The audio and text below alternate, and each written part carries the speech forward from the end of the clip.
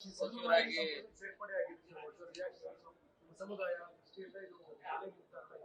ಬಹಳ ಸಂತೋಷ ಆಗಿದೆ ನನಗೆ, ನನ್ನ ಕುಟುಂಬಕ್ಕೆ, ವಿಶೇಷವಾಗಿ ನನ್ನ ತಾಯಿಗೆ. ಯಾಕಂದ್ರೆ ಮಾಜಿ ಶಾಸಕರು ಏನು ಹಲವಾರು ವರ್ಷಗಳಿಂದ ಪಕ್ಷದಲ್ಲಿ ಮೂರನೇ ತಲೆಮಾರಾಗಿ ನಾನು ಪಕ್ಷದ ಶಿಸ್ತಿನ ಸಿಪಾಯಿಯಾಗಿ ಇವತ್ತು ಬಂದಿದ್ದೆ. ಆ ಒಂದು ವಿಚಾರದಲ್ಲೇ ಇವತ್ತು ನಮ್ಮ ವರಿಷ್ಠರು, ನಮ್ಮ ಮಾನ್ಯ ಮುಖ್ಯಮಂತ್ರಿಗಳಂತ ಡಿ.ಕೆ. ಶಿವಕುಮಾರ್ ಸಾಹೇಬರು ಇವತ್ತು ನನಗೆ ಅವಕಾಶವನ್ನು ಕಲ್ಪಿಸಿಕೊಟ್ಟಿದ್ದಾರೆ. ಖಂಡಿತವಾಗಿ ಅವಕಾಶಕ್ಕೆ ತಕ್ಕನಾಗಿ ಇವತ್ತು ಏನು ಪ್ರತಿಯುಕ್ತವಾಗಿ ನಾನು ಏನ್ ಕೆಲಸಗಳನ್ನು ಮಾಡಬೇಕು, ಯಾಕಂದ್ರೆ ನನ್ನ ತಂದೆಯವರಿಂದ ನನ್ನ ಹಲವಾರು ಅನುಭವಗಳನ್ನು ಪಡೆದಿದ್ದೇನೆ. ಖಂಡಿತವಾಗಿ ಸಮರ್ಪಕವಾಗಿ ಎಲ್ಲ ಜನಾಂಗ, ಎಲ್ಲ ಜಾತಿ ಜನಾಂಗಕ್ಕೆ ಇವತ್ತು ಸರ್ವಾಂಗೀಣ ಅಭಿವೃದ್ಧಿಗೆ ನಾನು ಖಂಡಿತವಾಗಿ ಸ್ಪಂದಿಸ್ತೇನೆ.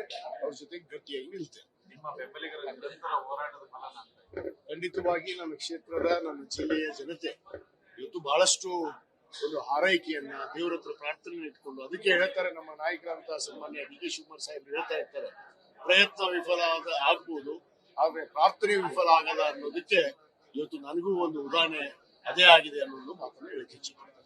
ಗುರುಗಳ ಒಂದು ಅನುಗ್ರಹ, ಆಶೀರ್ವಾದ ಕೂಡ ಪಂಚಪೀಠಾಧೀಶ್ವರ ಆಗಿರ್ಬೋದು, ಈ ನಾಡಿನ ಎಲ್ಲ ಹರಗುರು ಚರಮೂರ್ತಿಗಳ ಆಶೀರ್ವಾದ ಖಂಡಿತವಾಗಿ ನಿರೀಕ್ಷೆ ಇದೆ.